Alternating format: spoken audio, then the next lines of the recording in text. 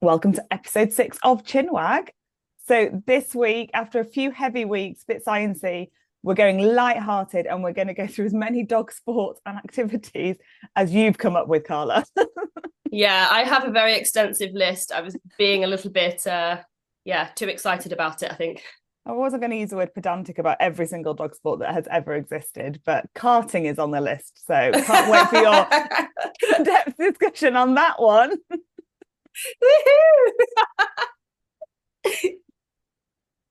Okay, so dog sports.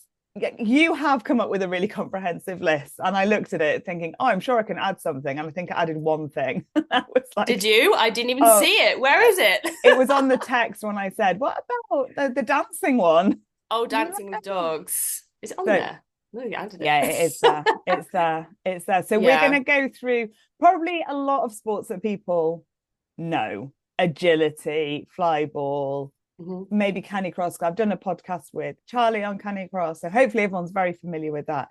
And then you have come up with some of the most random dog sports I have.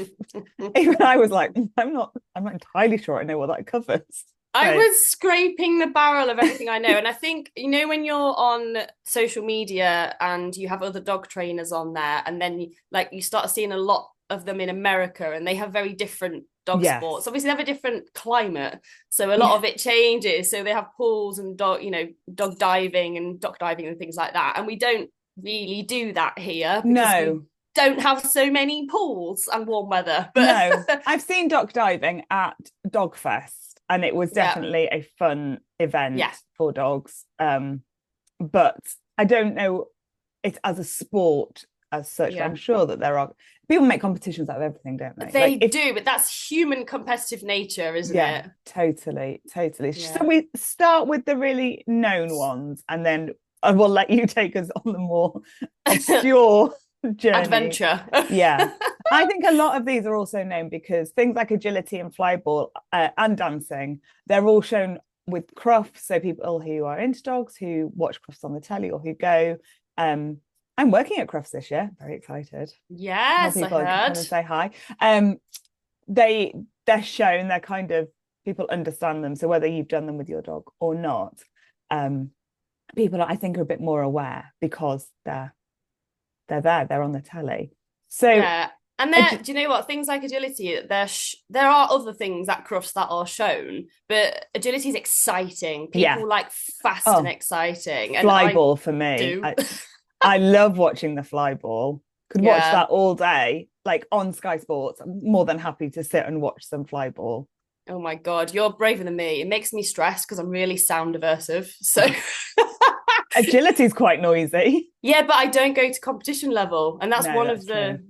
the many reasons that I don't do it. But it's just because I wouldn't cope myself No, in that it is loud in environment. there as well. When you're in the Yeah, hall in particular, it's a really big hall and it's really echoey. yeah. I did flyball with Millie. Mm. And she was really good, and they really wanted her on the team because the jumps are set at the smallest dog's height, and she was a spaniel, so obviously the jumps are lower. Yeah. She would run, do the jumps because she was fine, get the ball, and then pounce on it, and then just start playing with the ball. I like Millie. She was like, absolutely. She was really good at retrieving. She loved playing fetch, all of those things.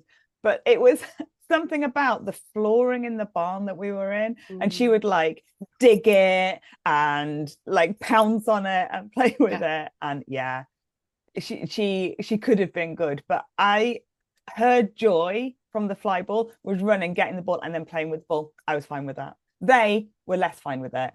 She was I was fine with it. I was like, if she's having a lovely time, we're all Right. happy. Yeah, she might not make the team, but it's all good. No, It's no. funny you should say that actually, because I've always found so we trained in an indoor equestrian barn for the last 2 years over Yeah. winter.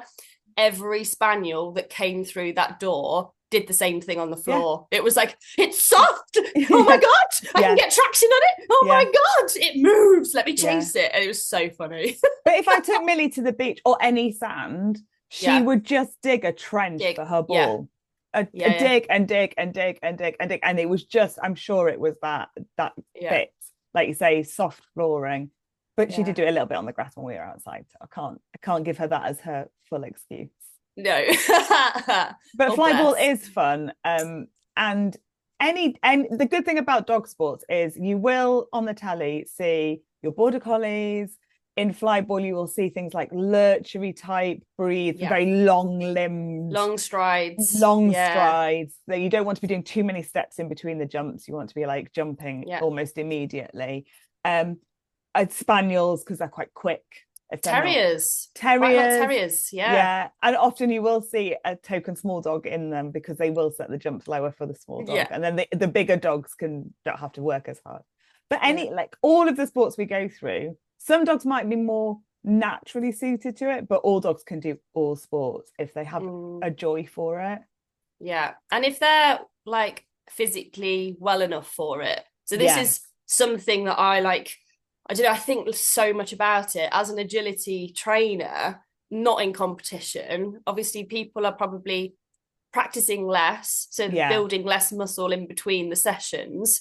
And also are less likely to be going to physiotherapists and having regular checks of their dogs. You'd think if Yeah. people were competing, they would. Yeah. They don't always, but so this is like a test for me sometimes of, you know, I really have to encourage my clients to keep on top of their dog's physical health and fitness to make Yeah. sure that that one day a week that they're coming to agility, they're not straining the muscles or overexerting. It's So like going to the gym, isn't it? If you don't go to the yeah. gym, but on a Sunday morning you go and do a really heavy CrossFit session, Yes. Carla. Yeah, we were just talking about this because I was saying how I'm so intrigued by CrossFit, and I did one session and couldn't walk and couldn't move for 9 days because I didn't do any exercise between.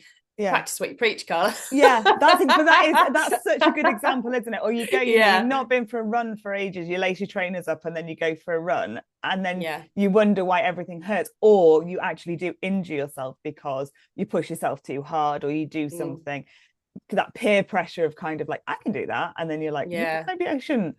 It's the same for our dogs, but sometimes there's less control for our dogs because we've asked them to, or they just love it so much that they will go through that pain to achieve their goal. Adrenaline rush, Yeah, I guess. exactly. So you do have to be careful if we're going to go on to things like canicross. If you don't run very much with your dog, but you run yourself, and John and I have to be so careful about this because we both do quite long distance running. So Stanley might not have run for a few weeks, and then one of us will have a 15-mile run and we'll be like, oh, we'll take the dog. And you have to think about stuff like that because it's, for us, we might have built up to that 15 miles, but the dogs haven't. So we have to be careful about warming them up, making sure they're fit enough to do the sports as well. Yeah, and it also does depend on breed and age. So I'm just looking down the list that we've got, and there's a lot of these things that all dogs can do absolutely fine. I think that's scent work. Scent work is probably the most accessible thing to all dogs. Any dog can do it, and most of, well, I'd say 99% of them enjoy it. So. And physically demanding, not so much. No. Generally, I mean, whereas mentally demanding, 100%. So if you've got a dog, so like your agility dogs, if they do have an injury, they can be kept active in a different way by doing scent work. So it can be a really good complementary thing to do with your dog as well, can't it? Yeah, and I think sometimes a lot of things like your gun dog or your scent work, I mean, the gun dog is a little bit more physically exerting depending on what level you're working at and where you're doing it, but actually the foundations of it are not.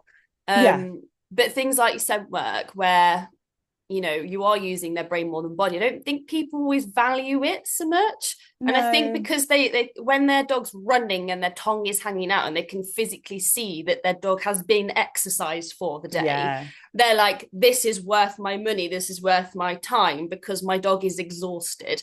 And what they don't always think of is the fact that scent work can, what is it, 3 times? Three times more tiring than physical exercise. So a 20-minute scent work session is the same as an hour's walk. It's roughly something like that, isn't it? Yeah. Stanley is a hugely fit dog, so predominantly because John and I run with him, we walk miles, he's a fit dog. If I want to tire that dog out, I can't run far enough to tire him out. I will always revert to scent work because it's quicker for me and I get him more tired at the end of it.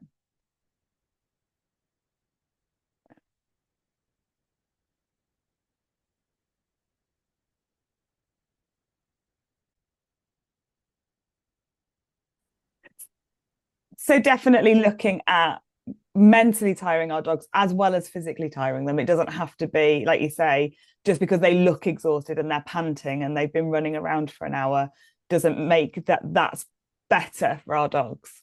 Yeah, and I think for a lot of dogs that are really high drive and really get off on that running around really fast and, doing those sports, it actually, I would say it wears them out more trying to do the stuff like scent work where they have to really hone in their senses and calm, because it takes more effort on their part. Where if you've got a dog that's slower, more methodical, more observant anyway, they're going to be more slow and think about it before they actually do something. Whereas these dogs are like, impulse, impulse, go, go, go. Yeah. So definitely, if your dog is a high drive dog, regardless of whether they've got an injury or not, or they go through physio, like it is so good for them to bring them down. I think rather than think about my dog is fast, so they need a fast sport, you could think my dog's fast, I can help them to slow a little bit.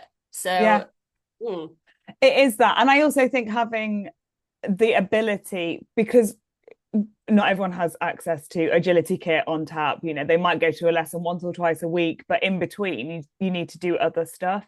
And sometimes we're not well enough to do it. Agility can be quite physically demanding on the handler as well. And so on those days where we're not feeling 100%, setting up a quick scent work is much less physically demanding on us. And you're going to get the same result from your dog as well.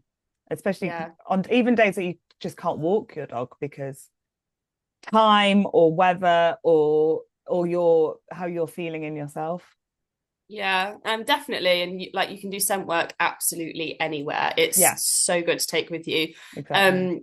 I do like to think that, how we run agility, obviously you can't take a course with you, but there are like 100+ foundation skills that you can do anywhere.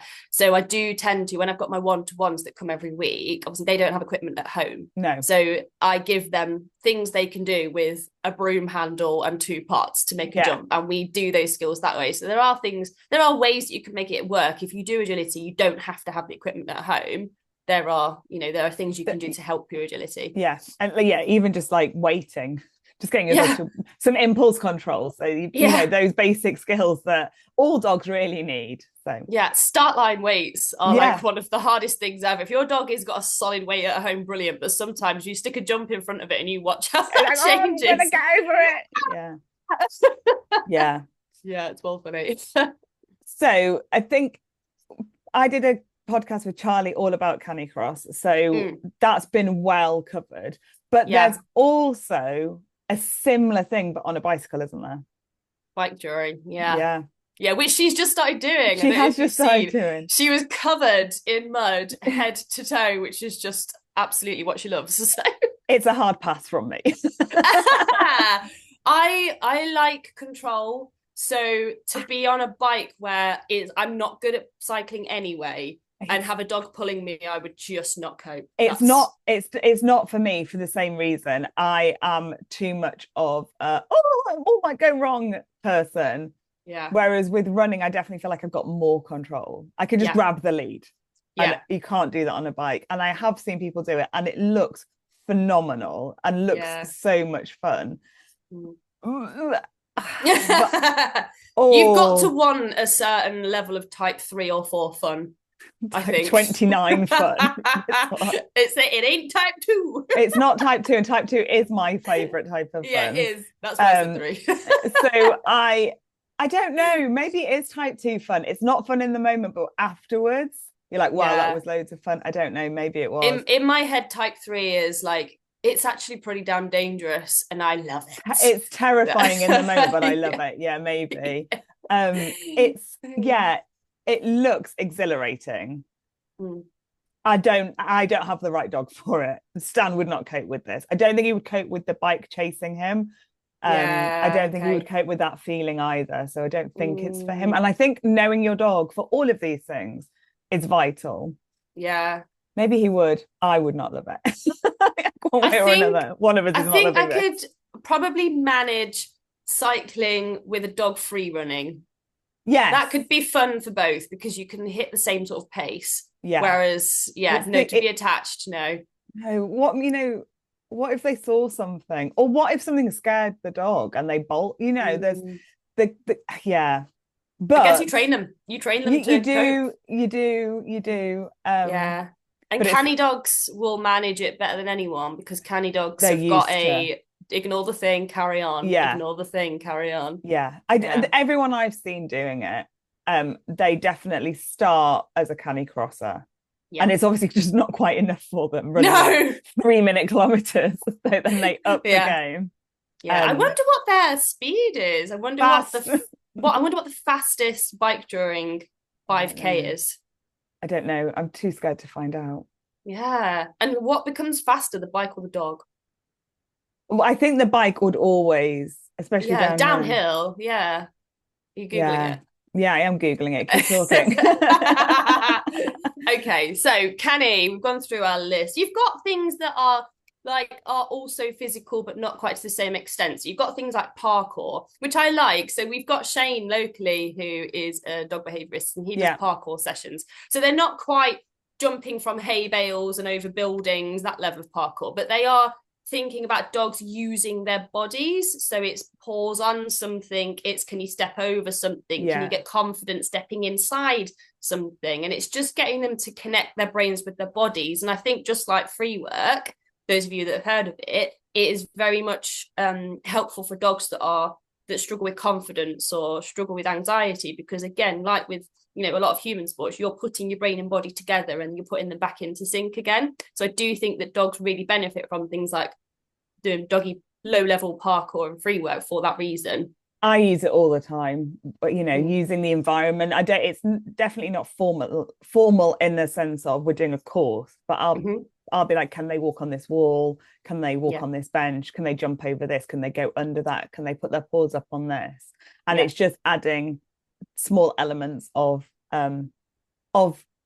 just proprioception on a walk more than anything to give them the confidence. I couldn't find a bike cure time, but the world canicross 5K record is 11 minutes 56. 11 minutes 56. What were they running with? Does it say? Eurohound. I don't know. Surely. No, it's a pointer. No. Pointer. Stop it. Stop. That's crazy. Stop. Oh my God. All you pointer people out there, you've got potential now. Are you looking at me? Yeah. Stanley, let's get fitter. My dog might have the potential. I most certainly do not. Hey, you're fast. I'm not that. I'm a good 10-minute plus on that one. What about John? He could do it. He can do, I think his is like 19 minutes. So he's still the world record. That's good. Yeah, but I mean, it's nothing compared to 11:56. 11:56. That's 2-minute kilometers. Yeah, but he hasn't done it as a speed canicross. No, then maybe that's the problem. I'll tell him. I'll let him know. To get Stanley to pull him. Yeah. Oh, good. God knows what it is on a bike, if that's the case. Yeah. Okay. Definitely adding elements of using your environment on walks can help build confidence in our dogs. So, and if they enjoy it, then finding someone locally that can push them further in that is always good as well.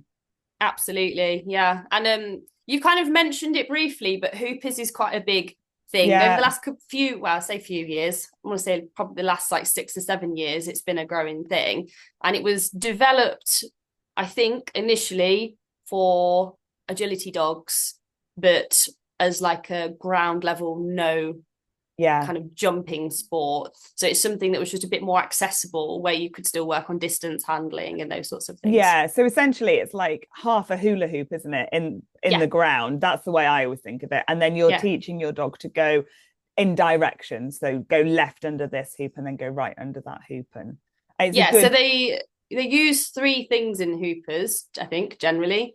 4 things. Do they use running mats? No. So they use barrels, they use tunnels, and they use half hoops. Yeah. So you would use those to eventually build distance, and as you said, to teach them direction skills as well. And these are never tight turns. They're never anything the dog has to jump over. The idea is that they're as accessible as possible for dogs that can't do things like agility or or they're too young.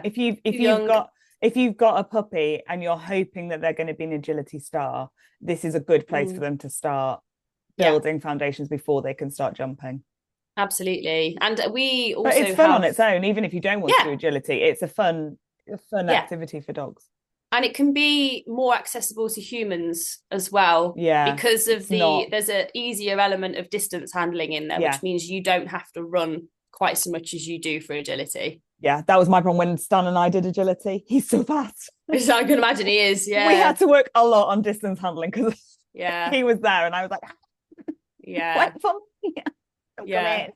Yeah, it definitely is an aspect of that. But wait, so Steph, who's the other half of our treetops, she developed another sport because we wanted something that was a little bit more in between hoopers and agility. So she developed mostly tandem. So tandem games was kind of the hoopers idea, where it was like a no impact ground height sport where we had sort of bars and tunnels and things like that, but we had some more agility elements in there. So you'd have like a mat space, the dogs have to stop on the mats, and then we'd have giant targets. So the targets would be a big foam target, so they have to go and nose target on the high up.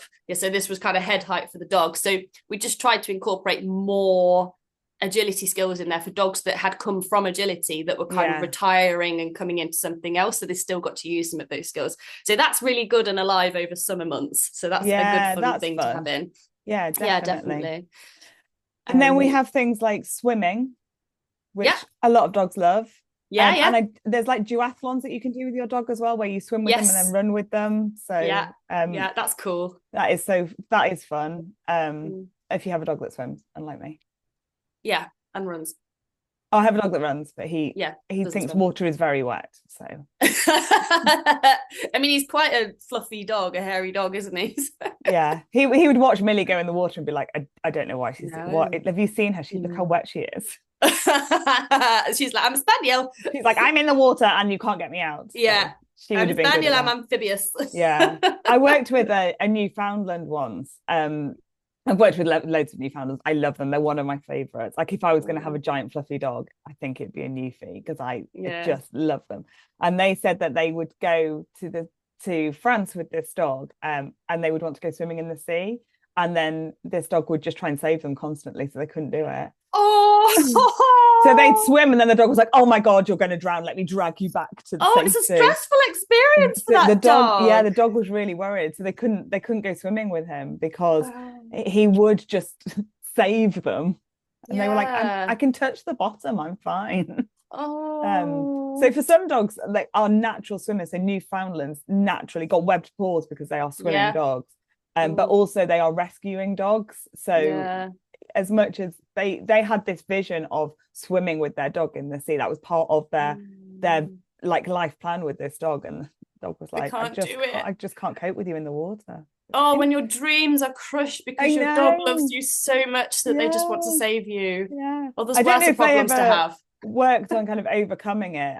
It's a difficult one because if the dog's drive is so strong, sometimes it's almost impossible to change it. But interesting. I mean, you could make that into a game in itself, I suppose. You could. I don't know, because I obviously didn't see it because we didn't go swimming in the North Sea with the dog because for every reason. I never saw like if the dog was enjoying the rescuing or found it stressful that they thought their people were drowning.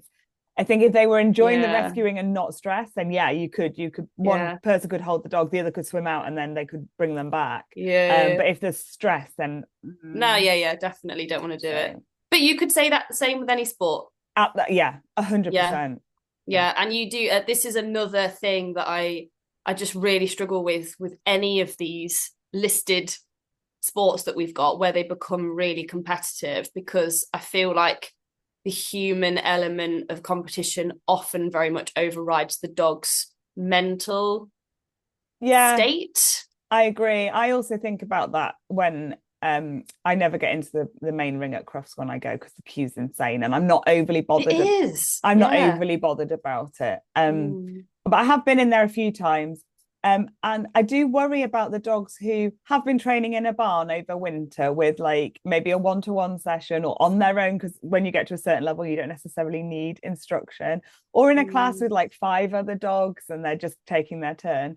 And then going to these agility competitions, which are quite often in a random field with, 5 people watching, and And then they're in the main ring at Crufts. Yeah. And it's And bright. I don't and know there's how faces. Yeah, I don't know how many agility competitions cater for that element of it as well. And Yeah, it's loud and it's bright and the applause and the other dogs. There's so much going on behind the scenes as well. You've got 𝘾𝙝𝙤𝙘𝙀 coming for an interview at the same time, and so I do worry.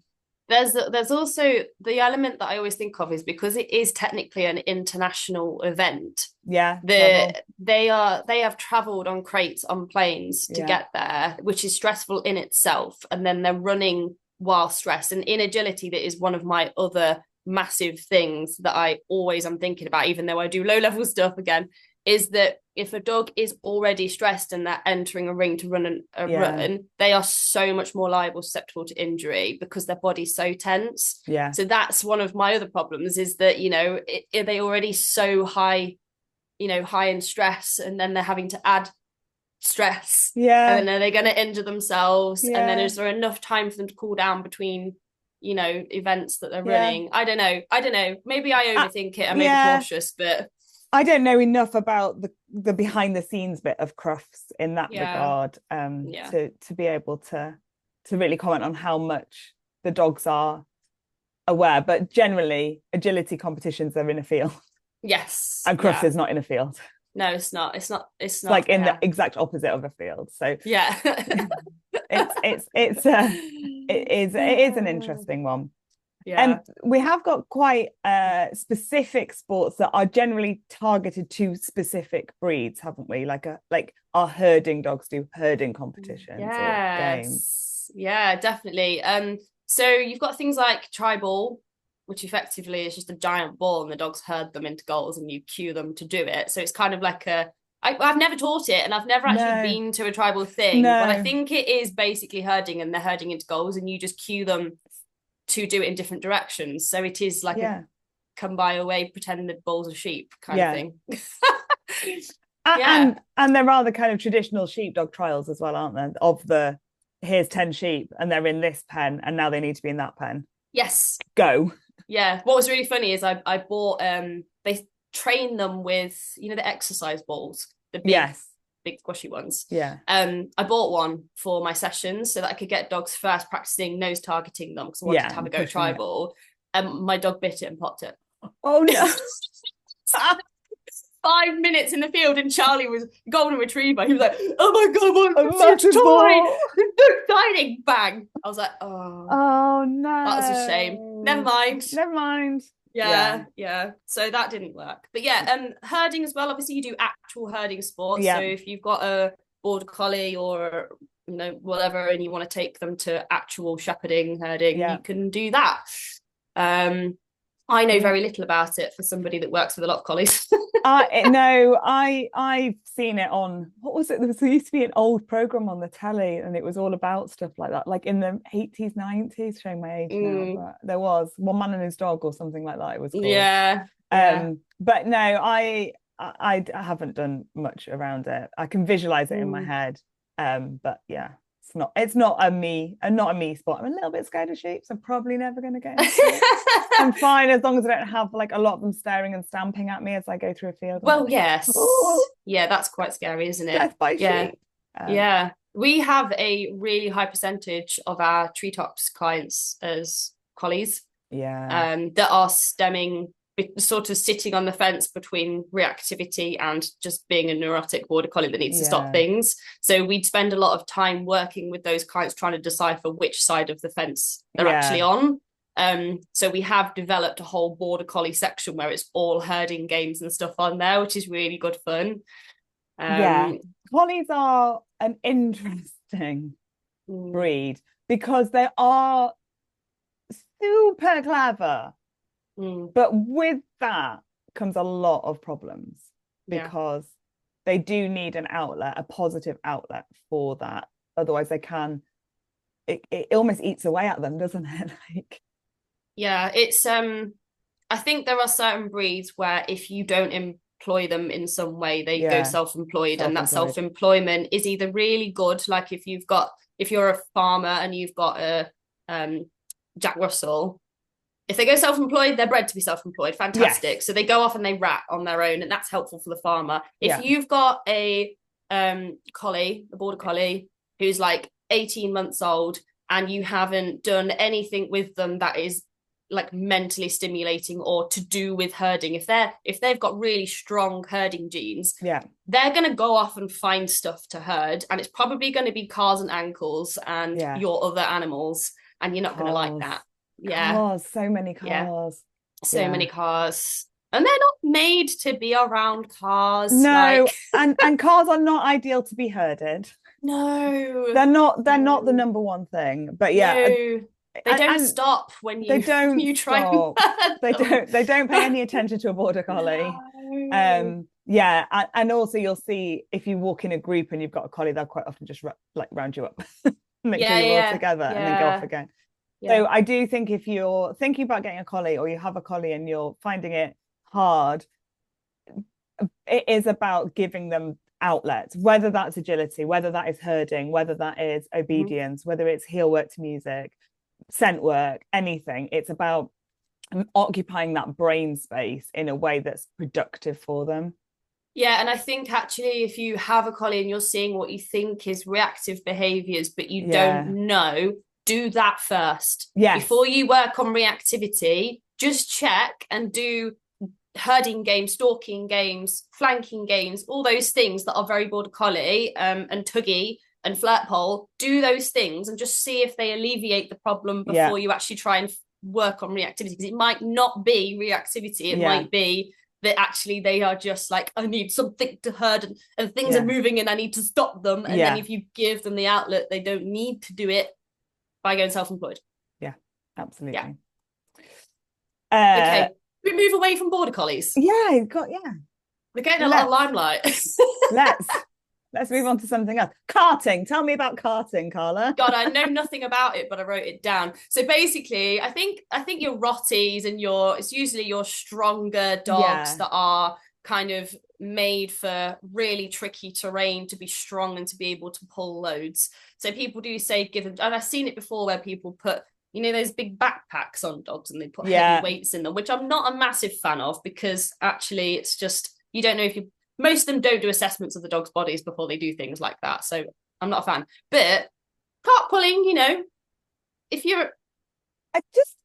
I know nothing about it. I always think of it as like a Bernese mountain dog type thing, kind of St. Bernardy, those kind of big dogs. Rottweiler, Do we know what the aim of karting is? Is it who could pull further, longer, heavier, faster? As a competition, I have absolutely no idea. Can we move on?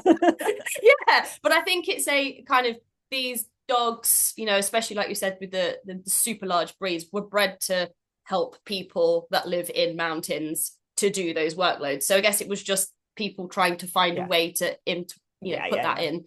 I have found one that you've missed off the list at last. Oh, what? Sled pulling.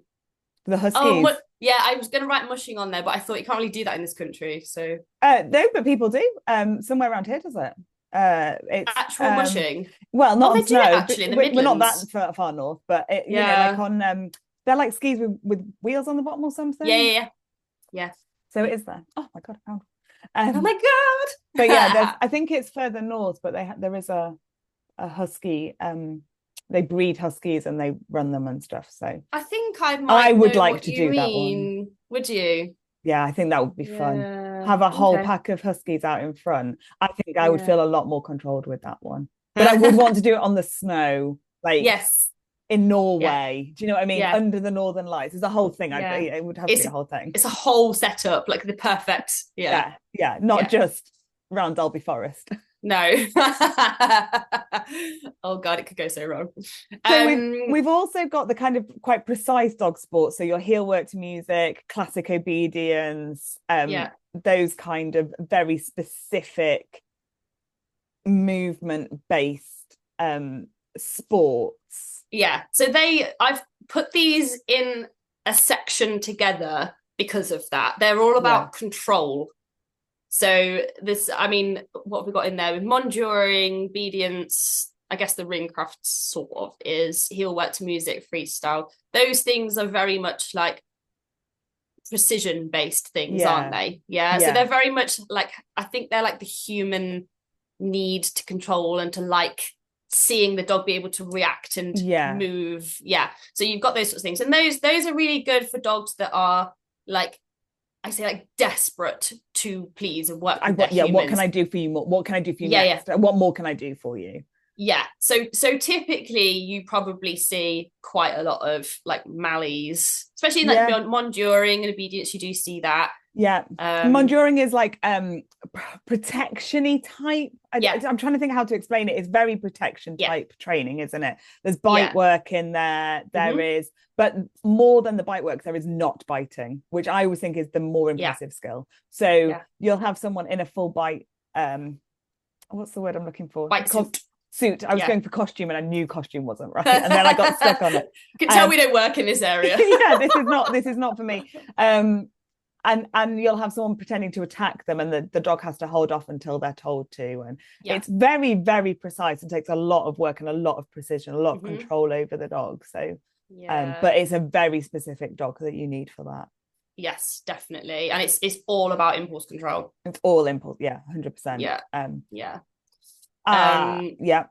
And like Rallyo, I suppose Rallyo as well. Rallyo is kind of like a more extreme version of obedience. So it's following a course that is marked with signs on the floor, and you have to work with your dog at heel to mark your way around the course, reading all the cards. Yes. And then you get marked on precision, you get marked on communication, and your dogs kind of really like want to do it. So it's a little different. It's kind of like agility in the set that has a course, but it's about precision training.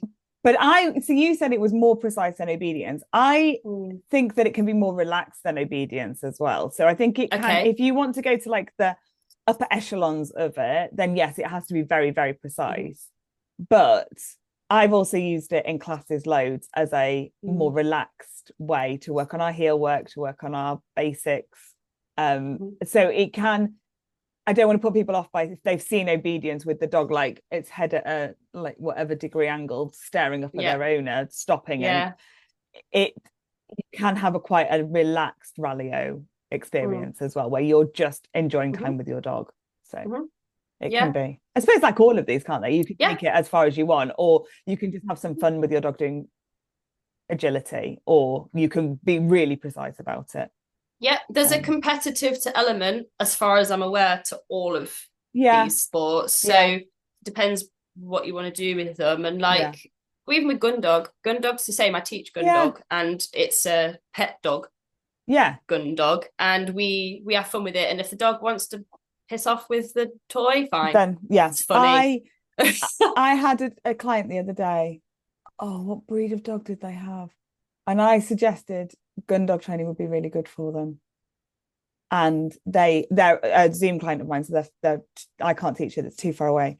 Well, I could teach it online, but I wanted them to go to a class to do it. It was a whole thing and they said that their local gun dog trainer said that they couldn't because they didn't have a gun dog.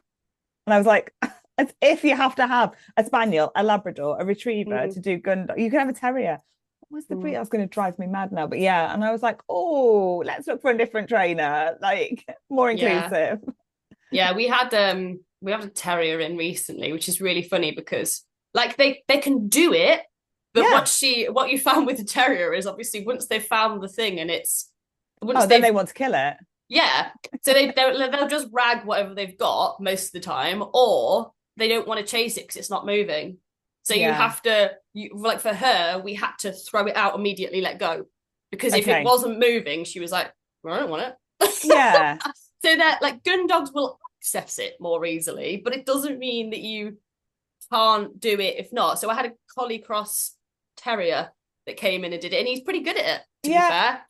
I think if you, like you say, terrier would be the classic, like opposite of a gun dog, I suppose. I don't know if there is an opposite, you know what I mean? Whereas a gun dog has an inherent love of having something in their mouth. So anyone who's lived with a gun dog, or anyone who's been to a house where there's been a Labrador, the Labrador almost gets frantic about having to bring you a toy. Like, I need something in my mouth to bring you when you are here. It's a present.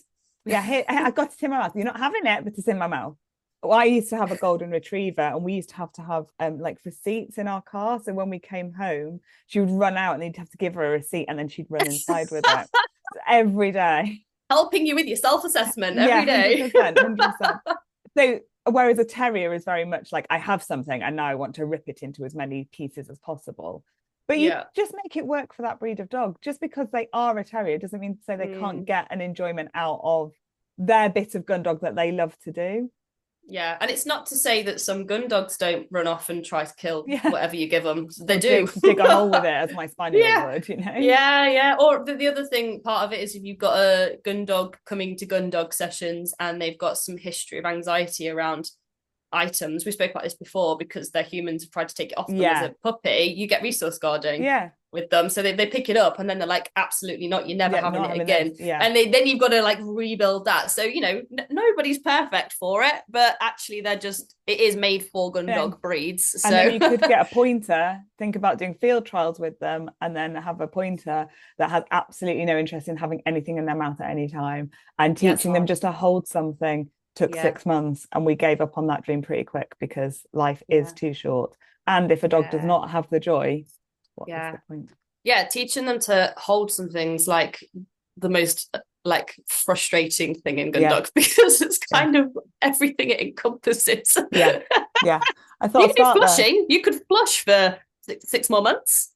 You could try that. Yeah, no, thank you. Anyway, that wasn't the bit I wanted to do.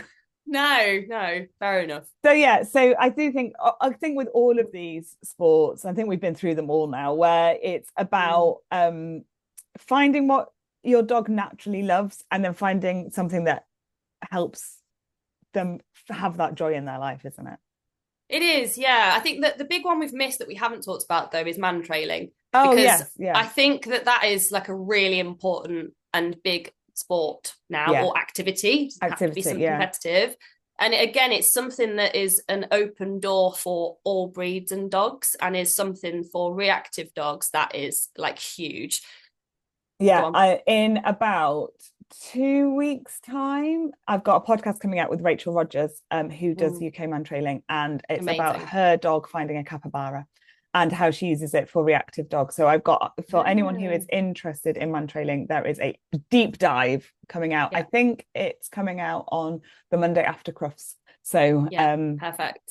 10th, I think that's coming out. But we go into a lot of detail about man trailing and how it's obviously a great sport for dogs who like to follow scent, but also how it's really good for nervous dogs and people, nervy dogs, and all of that as well.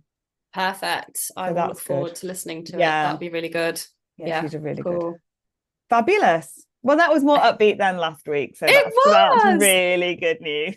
Yeah, really fun to talk about. And it just shows like, you know, there's something out there for every single dog and handler. You don't have to just stick to the handful that you've heard of. Get out there and do some research, or contact local trainers and just be like, this is my dog, what do you recommend? Yeah, absolutely. And if we don't teach it, we probably know somebody who does. So that's always the joy as well, is that we can go, no, I don't, but I do know so and so who does that in our area. So brilliant. Yes. Right then, lovely. I will see you next week.